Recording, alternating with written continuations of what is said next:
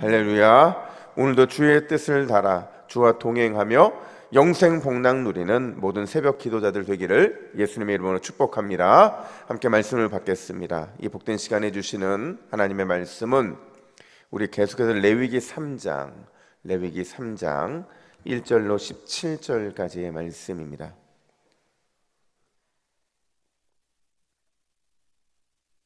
레위기 3장 1절로 17절, 온전한 샬롬을 누리라라는 제목으로 오늘 말씀을 받겠습니다. 우리 1절부터 한 절씩 교독해 읽겠습니다. 사람이 만일 화목제의 제물을 예물로 드리되 소로 드리려면 수컷이나 암컷이나 흠없는 것으로 여호와 앞에 드릴지니 그 예물의 머리에 안수하고 회막문에서 잡을 것이요 아론의 자손 제사장들은 그 피를 제단 사방에 뿌릴 것이며 그는 또 그 화목제의 제물 중에서 여호와께 화제를 드릴지니 곧 내장에 덮인 기름과 내장에 붙은 모든 기름과 두 콩팥과 그 위에 기름 곧 허리 쪽에 있는 것과 간에 덮인 꺼풀을 콩팥과 함께 떼어낼 것이요 아론의 자손은 그것을 제단 위에 불 위에 있는 나무 위의 번제물 위에서 살을 찌니 이는 화제라 여호와께 향기로운 냄새니라. 만일 여호와께 예물로 드리는 화목제의 제물이 양이면 수컷이나 암컷이나 흠없는 것으로 드릴지며 만일 그의 예물로 드리는 것이 어린 양이면 그것을 여호와 앞으로 끌어다가 그 예물의 머리에 안수하고 회막 앞에서 잡을 것이요 아론의 자손은 그 피를 제단 사방에 뿌릴 것이며 그는 그 화목제의 제물 중에서 여호와께 화제를 드릴지니 그 기름 곧 미골에서 밴 기름진 꼬리와 내장에 덮인 기름과 내장에 붙은 모든 기름과 두 콩팥과 그 위에 기름 곧 허리 쪽에 있는 것과 간에 덮인 꺼풀을 콩팥과 함께 떼어낼 것이요 제사장은 그것을 제단 위에서 불사를 찌니 이는 화제로 여호와께 드리는 음식이니라. 만일 그의 예물이 염소면 그것을 여호와 앞으로 끌어다가 그것의 머리에 안수하고 회막 앞에서 잡을 것이요 아론의 자손은 그 피를 제단 사방에 뿌릴 것이며 그는 그 중에서 예물을 가져다가 여호와께 화제를 드릴지니 곧 내장에 덮인 기름과 내장에 붙은 모든 기름과 두 콩팥과 그 위에 기름 곧 허리 쪽에 있는 것과 간에 덮인 꺼풀을 콩팥과 함께 떼어낼 것이요 제사장은 그것을 제단 위에서 불사를 찌니 이는 화제로 드리는 음식이요 향기로운 냄새라. 모든 기름은 여호와의 것이니라. 함께 읽습니다. 너희는 기름과 피를 먹지 말라. 이는 너희의 모든 처소에서 너희 대대로 지킬 영원한 규례니라. 아멘. 여러분, 신앙에는 두 가지 관계가 등장을 해요. 우리가 잘 아는 것처럼 이 두 가지 관계가 존재하는 것만 아니라 이 관계가 굉장히 중요합니다. 하나는 하나님과의 관계이고 또 하나는 사람들 사이의 관계라 말할 수 있어요. 우리가 이 두 가지가 균형을 잘 잡혀 있는 사람, 그 사람을 향해 뭐라고 말을 하냐면 야, 이 사람은 참 성숙했다 이렇게 말을 하고 이 사람의 믿음이 참 좋다 이렇게 말을 하는 게 이 두 가지의 관계의 밸런스를 잘 맞추는 사람을 향해서 이런 평가를 한다는 거죠. 여러분, 오늘 우리가 다룰 화목제잖아요. 이 화목제인데 이 화목제가 바로 이 관계의 균형을 잘 표현해 주는 제사라 그렇게 말할 수 있어요. 여러분, 화목제를 히브리어로 샬라임이라고 하거든요. 어디서 많이 들어본 단어 아니세요? 우리가 누군가에게 평안을 이렇게 요청할 때 히브리어로 뭐라고 해요? 샬롬 이러잖아요. 그러니까 샬롬에서 샬라임이 나온 거예요. 그러니까 이 화목제를 통해서 완전한 평화, 완전한 평강, 이게 하나님과 또 사람 사이에서 이루어지는 것, 이게 바로 화목제의 목적이기 때문에 그렇다는 거죠. 우리가 화목제를 드리는 이유가 바로 이 하나님과의 완전한 평화, 평강을 누리고 동시에 이웃과 완전한 평화, 평강을 누리기 위해서 드리는 제사였다라는 겁니다. 우리 요약을 해보면, 우리 화면 보시고 요약을 한번 정리하겠습니다. 여러분, 세 번째까지는 오늘 본문에 등장하는 내용이고요. 네 번째는요, 레위기에 다시 한번 제사 문제가 등장을 하는데 7장에서 나오기 때문에 오늘 이 네 번째 부분까지는 하진 않을 겁니다. 어쨌든 정리를 해야 되니까 우리 네 가지를 같이 읽습니다. 시작. 짐승의 기름과 내장을 불살라 향기로운 냄새를 드리는 감사 제사이다. 하나님의 은혜에 감사하는 경우, 맹세나 서원에 감사하는 경우, 자원하여 헌신하는 경우에 드린다. 암수 상관없이 흠없는 소, 양, 염소로 드렸다. 단 비둘기는 제외. 내장과 기름은 하나님께, 가슴과 오른쪽 뒷다리는 제사장에게, 나머지는 이웃과 함께 먹었다. 자, 이렇게 네 가지 정리인데요.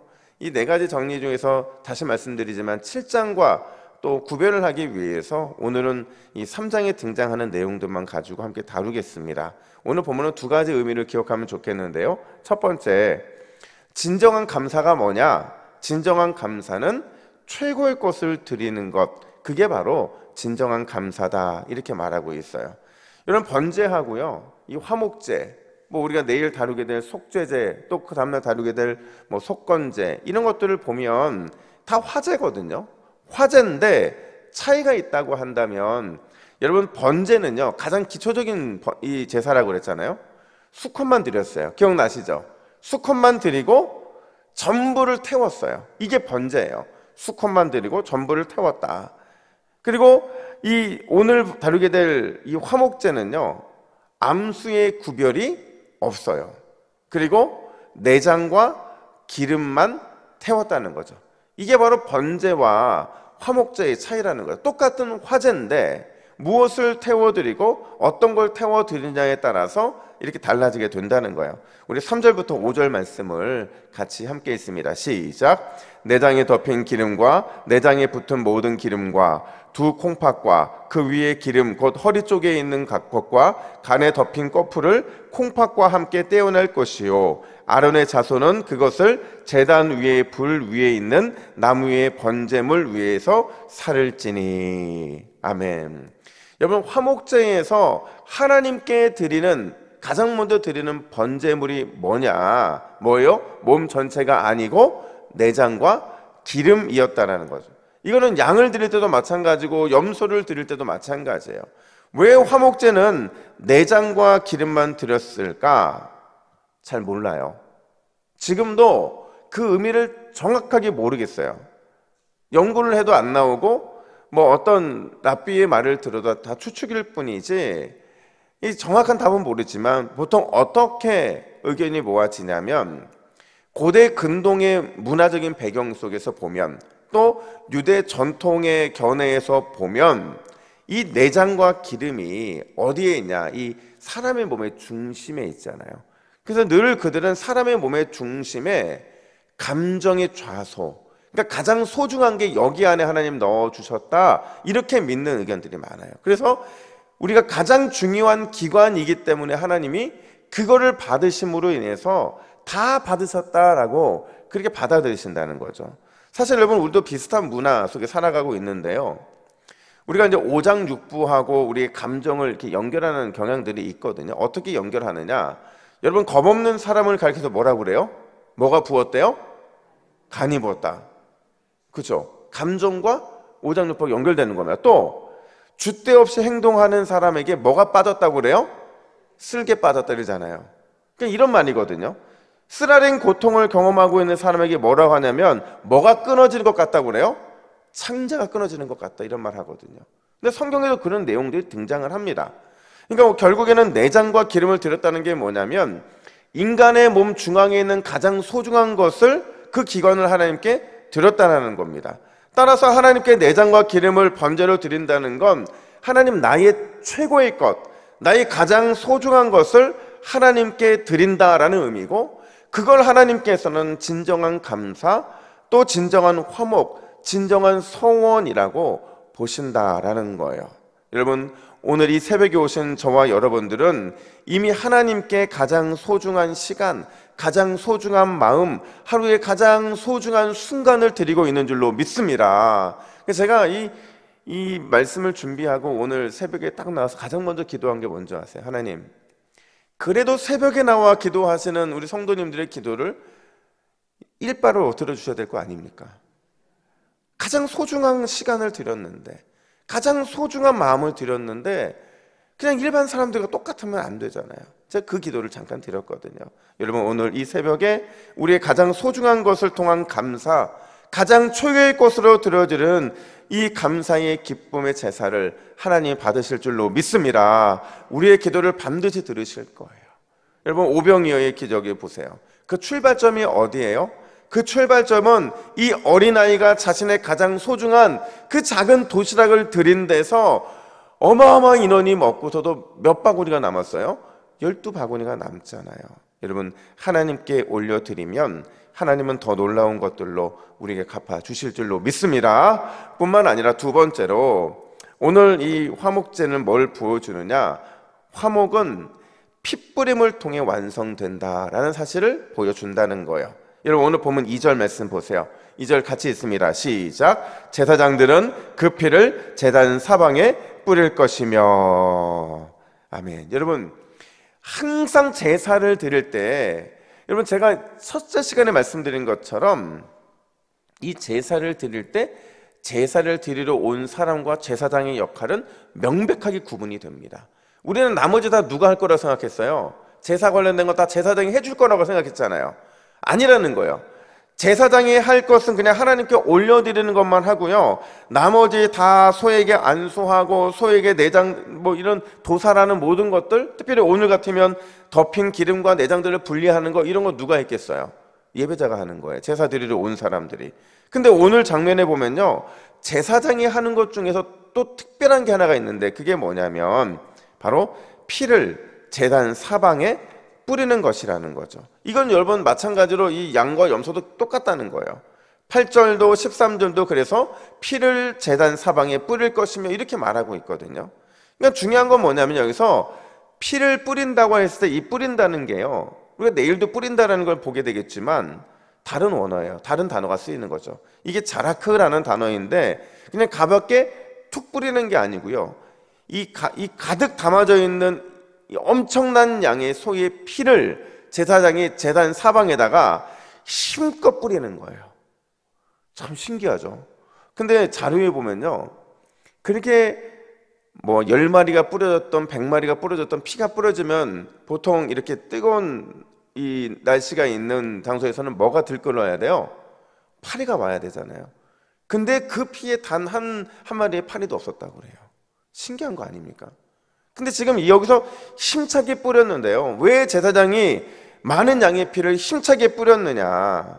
여러분, 이 화목에 대한 선포, 이 죄사함에 대한 선포, 이 핏뿌림을 통해 나타나게 됐다라는 거예요.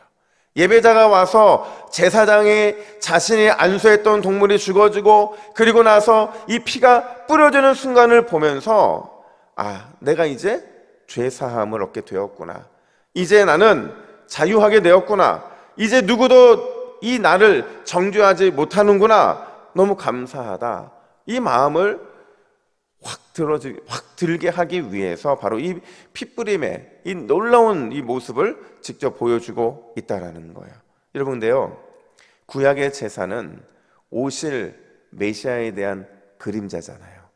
예수님도 구약에는 제사를 완성하시러 오셨는데 정말 놀라운 장면이 뭐냐면요, 여러분, 예수님이 피 뿌리신 거 아세요? 피 뿌렸다는 말을 바꿔 말하면 엄청난 피를 확 쏟으신 거거든요. 요한복음 9장 34절 보니까 이 로마 군병이 예수님의 허리, 십자가 지신 예수님의 허리를 찌릅니다. 옆구리를 찌르자 예수님의 몸에 있던 물과 뭐가 확 쏟아졌어요? 피가 쏟아졌거든요. 그 장면이 바로 이 화목제사에 등장을 하는 겁니다.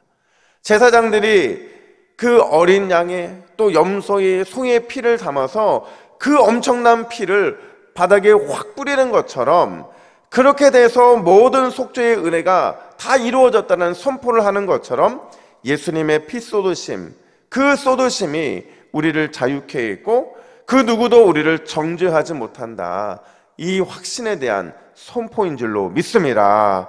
여러분, 누구도 우리를 참소할 수 없습니다. 누가 우리를 참소할 때 그 참소는 누가 하는 참소예요? 사탄이 하는 참소. 왜냐하면 사탄은 참소의 대마왕이니까. 참소만을 위해 살아가는 게 사탄이니까 사탄은 그렇게 하는 거예요. 여러분, 오늘 이 새벽에 우리를 위해 피 쏟으신 그 주님께서 우리를 자유케 하셨고, 따라서 그 누구도 우리를 정죄하지 못하고 우리는 주님 안에서 날마다 자유하게 되는 줄로 믿습니다. 그래서 에베소서 2장 14절은 이렇게 말합니다. 우리 같이 읽습니다. 시작. 그는 우리의 화평이신지라 둘로 하나를 만드사 원수된 것 곧 중간에 막힌 담을 자기 육체로 허시고. 아멘. 예수님은 우리의 평화이시래요. 막힌 모든 것들, 원수가 된 것들을 다 헐어버리셨다, 이렇게 선포하고 있습니다. 여러분, 오늘도 예수님의 핏부림을 의지해서 십자가 능력을 경험하는 이 새벽이 되기를 예수님의 이름으로 축복합니다. 아멘. 함께 기도의 제목을 같이 읽고 기도하겠습니다. 같이 읽습니다. 시작. 주여, 오늘도 최고의 것으로 하나님께 감사하게 하옵소서. 예수님의 십자가 피쏟음이 나를 평안케 하고 자유케 했음을 굳게 붙들게 하옵소서. 아멘. 기도하겠습니다. 하나님 아버지, 오늘 이 새벽에 주님의 귀한 백성들이 주님 앞에 최고의 것, 가장 좋은 것으로 감사하게 하시니 감사합니다. 하나님, 오늘 우리가 주님께 예배하는 이 예배뿐만 아니라 온종일 주님 앞에 가장 최고의 시간, 최고의 것들을 올려드리게 하여 주시고, 날마다 우리가 예수님의 십자가 피쏟음을 통해 평안과 자유를 누리는 복된 새벽 기도자들 될 수 있도록 인도하여 주시옵소서. 우리를 얽어매고 우리를 무너뜨리는 수많은 정죄와 수많은 어려운 문제들이 예수 그리스도의 피쏟음을 통해 온전한 자유가 임하게 된 줄로 믿습니다. 오늘도 그 마음을 확실히 붙잡게 하여 주시고 무너지지 않게 하여 주시고 하나님만 바라보는, 예수님만 바라보는 복된 이 새벽이 되게 하여 주시옵소서. 감사드리며 예수님의 이름으로 기도하옵나이다. 아멘.